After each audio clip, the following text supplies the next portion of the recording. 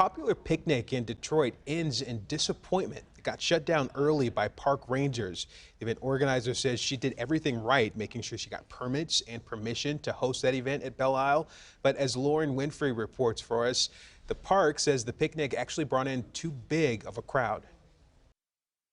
Across from the Nature Center near the golf range. Okay. If your car's in the street, you need to get it moved. Parking pandemonium. Typically, if a car's on the grass, we ticket it and tow it. Cell phone video shows the moment the women of Black Girl Picnic were told to park cars were blocking lanes of traffic on Belle Isle. I have problems with that, rhetoric, because there was no way of telling whose cars belonged to who was blocking what. But Tori Anderson Lloyd, the creator of the event, and all its attendees were eventually asked to leave.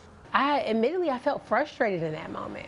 I felt like, no matter what I did, no matter how many permits I got, no matter how many hoops I jumped through for Belle Isle, it would always be something. Branded as a celebration of Black womanhood, Anderson Lloyd says what started as a plan to picnic with friends quickly turned into an event unifying women from all walks of life while encouraging rest.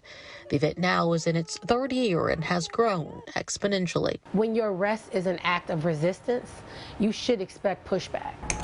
Thomas Bissett, the DNR's urban district supervisor, says there was only pushback because the number of women attending the event far exceeded the projected number on the permit. We do know that it was a lot more than 98 people, and that caused a huge traffic backup in that area because, again, that space is not designed for that number of people. Bissett says Belle Isle was busier than usual Saturday. So busy, the park reached capacity, momentarily closing its entry to cars. If you say 98 and you bring 150, we're good. We can figure it out. The team on the ground will really help you that day.